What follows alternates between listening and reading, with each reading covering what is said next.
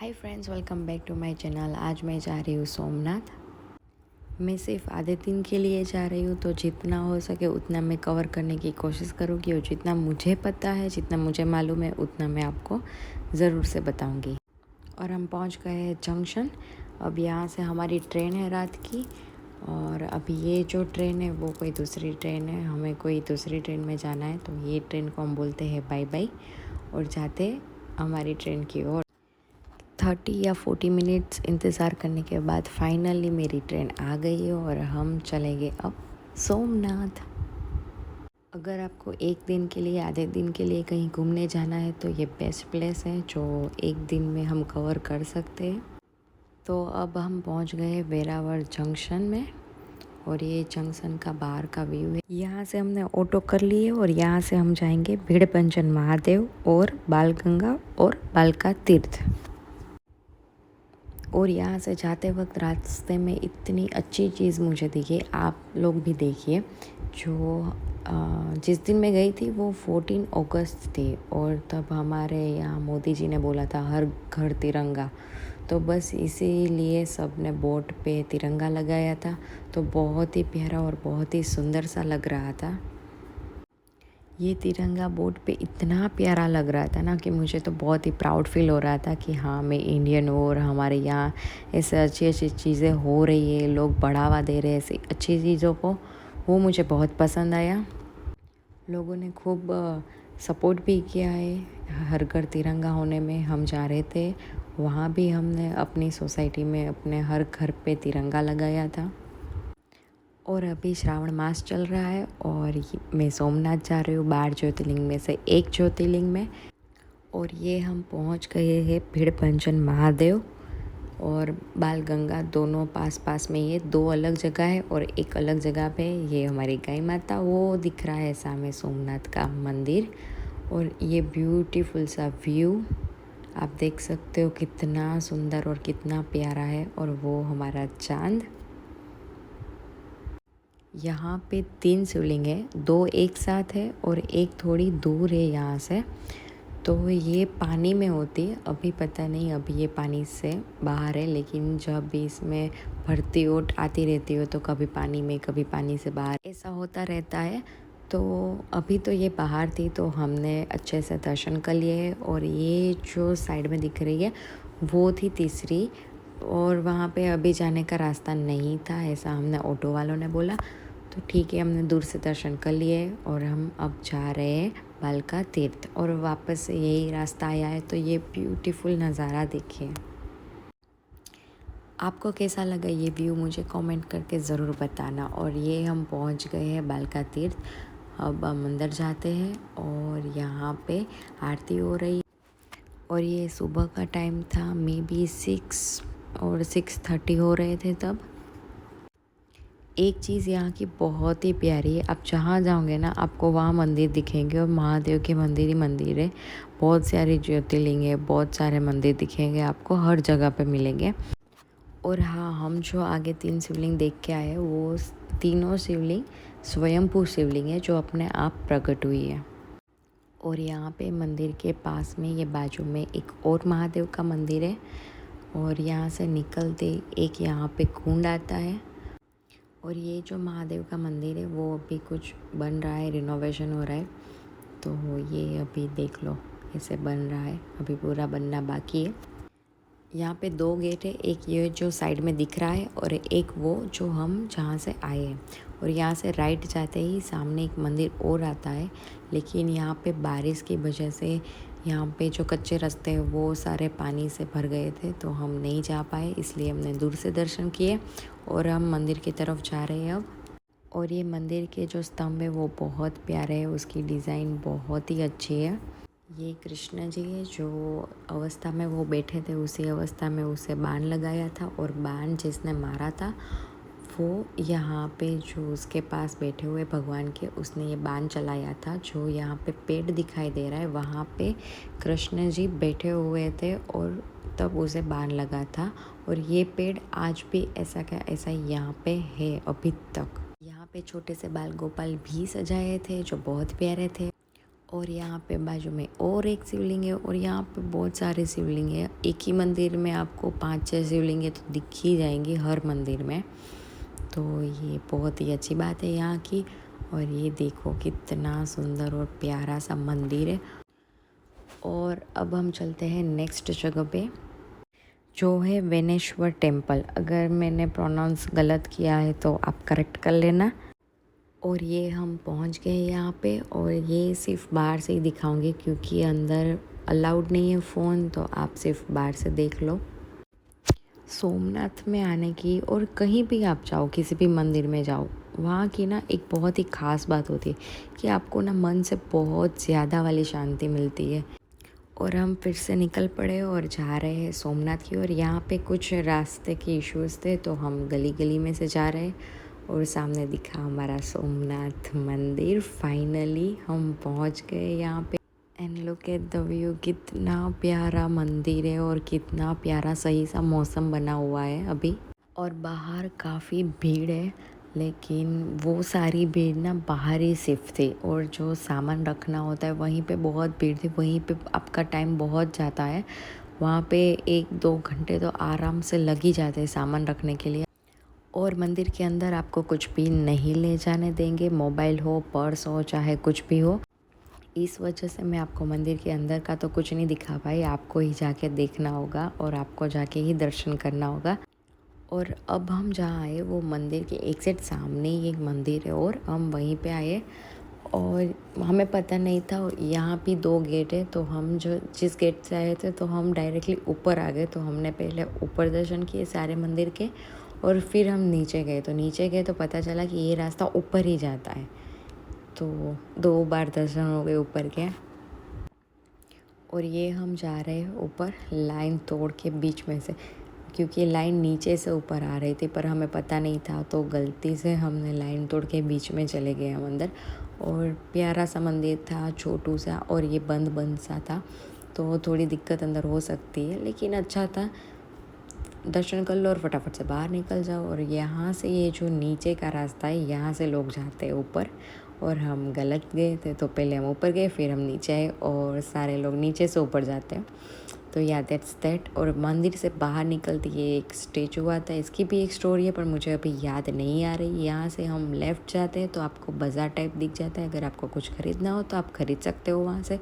और थोड़े ही अगर 5 मिनट जाके, अगर आप वॉकिंग डिस्टेंस ही है, 5 मिनट चलोगे तो आ जाएगा आपके सामने की ओर, मतलब कि आपके राइट साइड।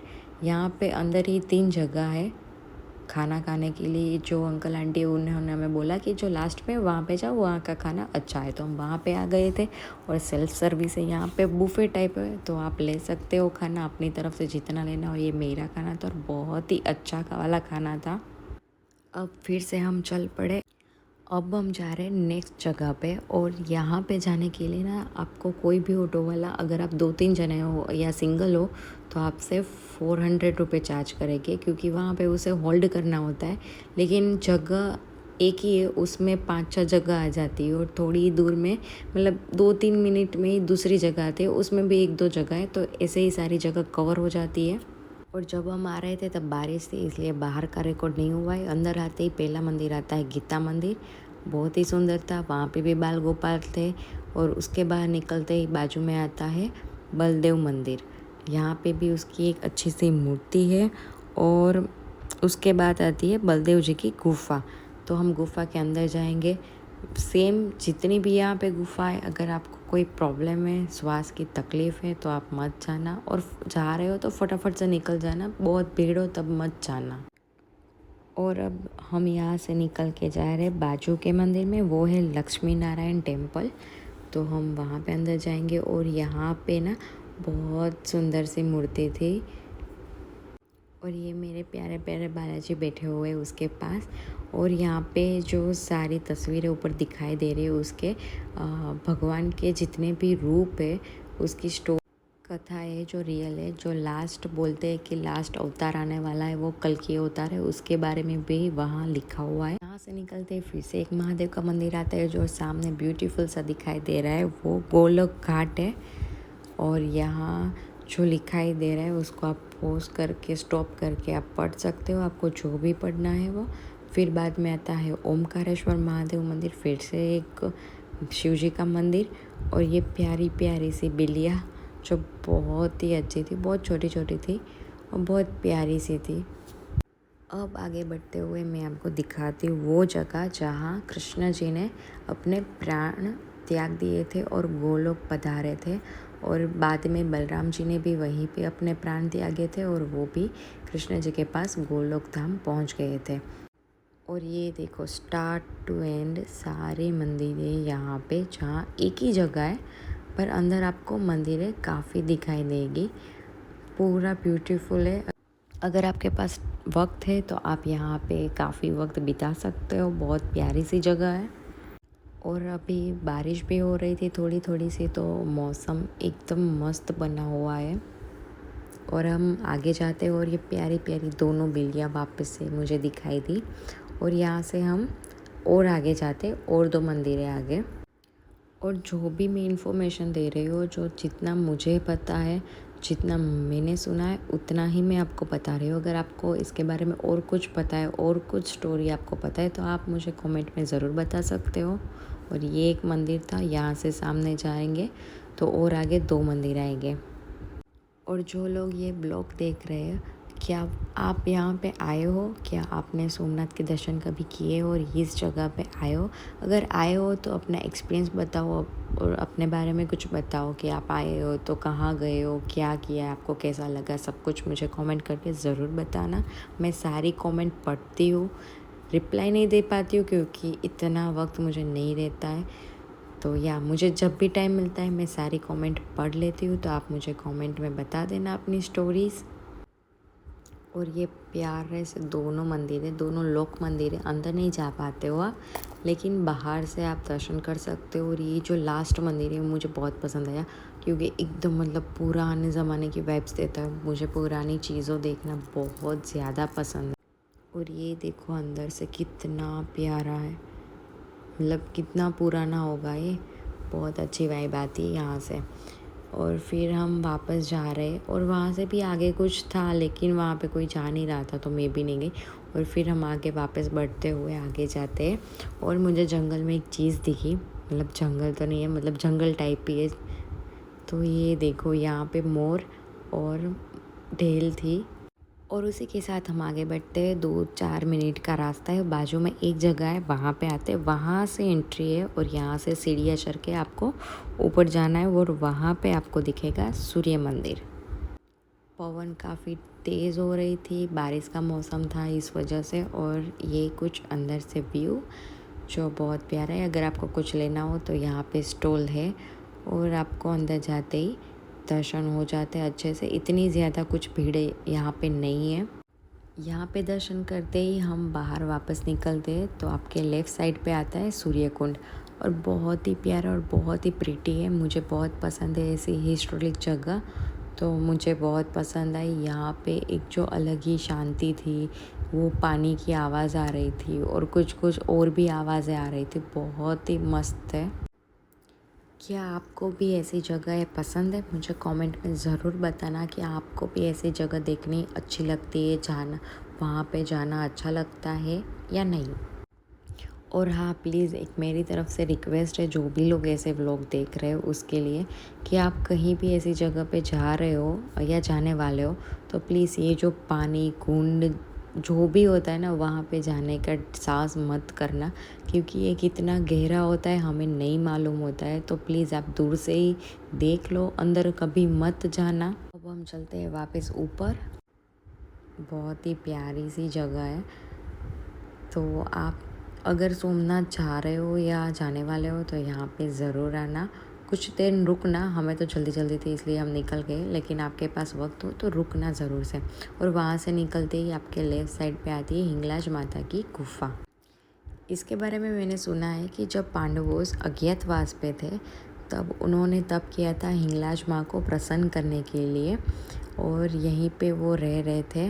और यहाँ पे भी एक छोटा सा कुंड है, और ये जो लाइन दिखाई दे रही है आपको, वहाँ से वो गुफ़ा है, वो मैं आपको बाद में दिखाती हूँ। पहले सामने सिद्धनाथ महादेव है, वहाँ पे हम जाते हैं और दर्शन करते हैं, देखते हैं। यहाँ पे भी 4-5 शिवलिंग्स हैं, और ये दर्शन करते और बाहर जाते गुफा की ओर। और यहाँ पे जो गुफा है ना वो बहुत ही छोटी है, तो अगर आप अंदर फिट होते तभी जाना, वरना मत जाना। और अंदर आपको श्वास की तकलीफ़ भी हो सकती है, तो अगर आपको घबराहट ऐसा कुछ हो रहा है तभी मत जाना अंदर, बाहर से ही दर्शन करो, अंदर जाने का साहस मत करो, क्योंकि ये बहुत ही छोटी छोटी सी है। और वहाँ पे जो वो दीदी बैठी थी वो बहुत अच्छे थे, उससे मैं बातचीत कर रही थी, तो वो बोलते हैं कि अंदर मतलब बहुत जो लोग फिट नहीं हो पाते वो मत जाओ, अंदर फंस जाते हैं। और आप देख ही सकते हो कि कितनी डिफ़िकल्ट ये सीढ़ी है, मतलब एक स्टेप और दूसरे स्टेप के बीच में जो अंतर है ना वो बहुत ज़्यादा है। तो उत्तर तो आप जाते हो लेकिन चढ़ने में बहुत ज़्यादा दिक्कत आती है, और ऐसे यहाँ से झुक के आपको अंदर जाना होता है। और ये देखो आपको झुक को ही अंदर रहना होता है। ये आंटी कैसे रह रही थी, हम तो 2 मिनट में वहाँ श्वास भी नहीं ले पा रहे थे, और वो आंटी वहीं पे रहती है। फिर यहाँ से हम निकलते और वापस चढ़ते हैं। खतरों के खिलाड़ी है, हम चढ़ ही जाएंगे ऊपर। ओ भाई साहब, बहुत ही डिफ़िकल्ट, बहुत ही हार्ड हो रहा था ऊपर चढ़ने में। और ये दीदी बहुत अच्छे थे, मैंने उसे बहुत सारी बातें की। और यहाँ से ये जो कुंड मैंने बोला था दिखाऊंगी बाद में, वो वाला ये यहाँ पे नीचे जाने का कोई मतलब कोई जा नहीं रहा था, तो हम भी नहीं गए। रास्ता तो है लेकिन कोई जा नहीं रहा था। फिर हम लौटते हैं वापस, चढ़ते ऊपर और जाते नेक्स्ट जगह पे, जो उनके बाजू में ये जो मंदिर दिख रहा है वो मतलब एक लाइन में यहाँ से आप जाओगे रेत की ओर से, तो वो जहाँ पे हम सूर्य मंदिर गए थे वो थे। इस साइड से आओगे तो ये दूसरा मंदिर रह जाएगा जो शंकराचार्य जी का मंदिर है। मतलब वैसे मंदिर का नाम कुछ और है, लेकिन अंदर 3-4 जगह है। यहाँ नृसिंह भगवान भी है, शंकराचार्य भी है, महादेव है। और मंदिर का मेन नाम कामनाथ महादेव ही है, जो महादेव है हमारे यहाँ पे बैठे हुए विराजमान है, उन्हीं का नाम है। फिर आदि गुरु शंकराचार्य जी का मंदिर है। फिर वहाँ से और एक अंदर गुफा है जहाँ पे शंकराचार्य जी बैठ के तपस्या कर रहे थे, पर वहाँ पे हमें अंदर अलाउड नहीं था फ़ोन, तो मैं अंदर का शूट नहीं कर पाई हो, तो वो भी आपको जाके ही देखना होगा। और ये नारियल पानी बिल्कुल भी बकवास था, पैसे बर्बाद, बहुत गंदा वाला निकला था। और वो आंटी मान ही नहीं रही थी, किच किच कर रही थी, तो हमने पैसे दिए और निकल गए। अब वहाँ से निकलते ही लास्ट मंदिर में जाते हैं, क्योंकि अब हमारी ट्रेन है तो और कुछ जगह जा नहीं पाएंगे। और वैसे भी कुछ जगह रहती भी नहीं है, सिर्फ एक ही जगह है, वो है त्रिवेणी संगम। वो हमने रास्ते में देख लिया था, मगर हम वहाँ पे जाके अच्छे से नहीं देख पाए, मतलब रास्ते में हमने देख लिया था सिर्फ। और ये है विष्णेश्वर मंदिर। फिर से दोनों नाम में मुझे कुछ मिसअंडरस्टैंडिंग हुई है, दो है, एक वेलावर में है और एक सोमनाथ में। दोनों के नाम में मुझे कुछ मिसमैच हो रहा है, पता नहीं क्या है। और यहाँ से अंदर जाते हैं, यहाँ की भी मैंने एक स्टोरी सुनी हुई है, वो मैं आपके बताती हूँ। फर्स्ट थिंग, बहुत प्यारा मंदिर है, हमने यहाँ पे जल चलाया, हमारे लिए वही इम्पोर्टेंट है। अब इसकी स्टोरी कुछ ऐसी है कि पहले की टाइम की बात है, कोई राजा था और दो बहुत प्यारी सुंदर सी कन्या थी। तो वो महादेव की बहुत बड़ी भक्त थी, और वो इतनी सुंदर थी कि उसको अपने लायक वर नहीं मिल रहा था, तो वो महादेव की तपस्या कर रही थी। और एक दिन किसी ने हमला कर दिया, और फिर वो दोनों कन्याएं जा रही थी तो उस पर नज़र पड़ी उसकी, और मतलब वो दोनों कन्याएं महादेव की ओर भागी, और उन्होंने बोला कि अगर हमारी भक्ति सच्ची हो तो हमें अपने में संभालो। तब ये शिवलिंग पूरा ऐसे ओपन हो गया था, और वो दोनों कन्याएं उसमें समा गई थी। उसकी जो चोटी थी ना वो बाहर रह गई थी। फिर जब वो राजा उसको पकड़ने गए ना, तो वो चोटी भी जल गई वहाँ पे। कुछ ऐसी स्टोरी है वहाँ की, मुझे नहीं पता कितनी सच है कितनी गलत है। अगर आपको पता है तो आप बता देना। और वहाँ से हम निकल के वापस आ रहे हैं राजकोट। मेरी ट्रेन थी तो हम वापस चलते हैं अपने घर। और अगर आपने वो शिवलिंग देखी हो तो वो खंडित थी, टूटी हुई थी। और ऐसा हमारे सनातन धर्म में बोला जाता है कि शिव जी एक ऐसे भगवान है जिसकी अगर शिवलिंग खंडित हो जाए ना, फिर भी आप उसकी पूजा कर सकते हैं। और ये हम पहुंच गए हमारा प्यारा सा ध्वज फिर से। अगर आपको वीडियो पसंद आई तो लाइक करें और सब्सक्राइब करें।